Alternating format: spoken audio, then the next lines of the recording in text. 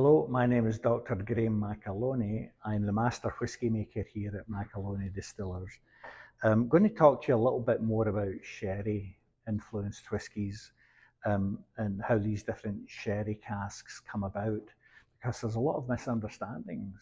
And when I went to visit, I've been a few times now to visit our sherry supplier in Jerez.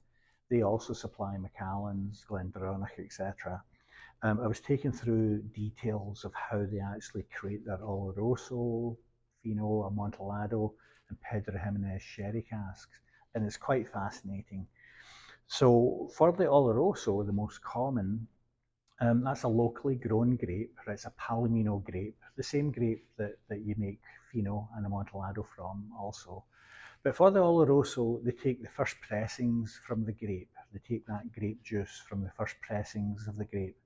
Subsequent pressings, there's still some good grape juice there, but it's not good enough for the Oloroso.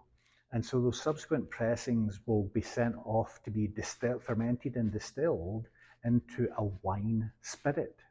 And we'll come back to that later when we talk about the Pedro Jimenez. So for the Palomino, for the Oloroso then, the first pressings from the Palomino grape will go into fermenters. And sometimes there's so much sugar there that they'll add the flour, as they call it, the yeast from the previous fermentation. They'll add that flour back into the fermenter. And sometimes they can do the fermenter 100% full of the grape juice, but quite often they'll start with 40% full. And that allows the flour to get started, if you will. And then they'll add 20% more grape juice, 20% more to fill the fermenter up. The fermentation is over fairly quickly, right, sort of week to 10 days, but they'll leave it for about 3 weeks just to condition in the fermenter and allow the Oloroso sherry to build up those flavours. And you'll be about 11% alcohol. But they'll make it up using the wine spirit that we talked about earlier. They'll take that distilled wine spirit from the third pressings and they'll add some of that wine spirit back to the 11% Oloroso to bring the Oloroso up to between 15 and 18% Oloroso. Fascinating stuff for me as a PhD fermentation scientist. So that's the Oloroso. Similar-ish for the Fino and Amontillado because it's the same grape. The PX is special, and anyone that's tasted our PX whiskies will agree that PX or Pedro Jimenez is special.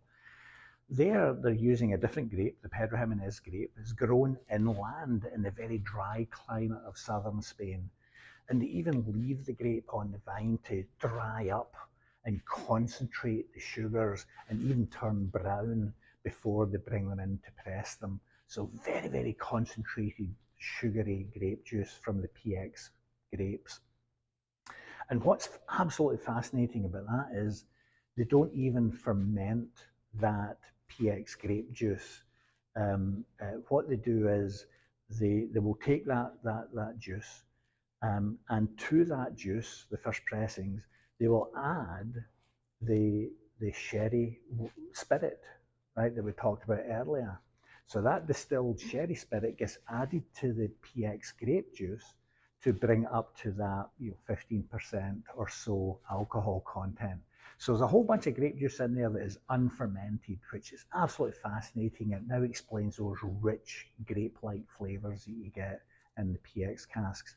Now those sherries then get put into, sometimes it's sherry butts like these, but more and more often it's actually the 225 litre barriques, these sherry barriques. And you can see here's an Oloroso cask down here.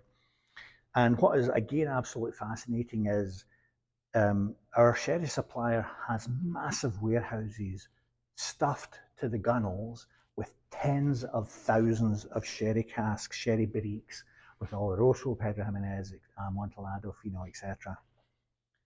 They are all filled with sherry, not to be bottled as sherry, but purely to condition this wood for the Scotch industry, the Irish industry, and for Macaloney Distillers.